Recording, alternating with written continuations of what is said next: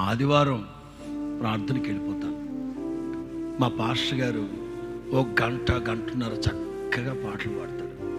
ఓ 2 గంటల వాక్యం, 2-2.5 గంటల వాక్యం చెప్తాడు. ఇక అంతే.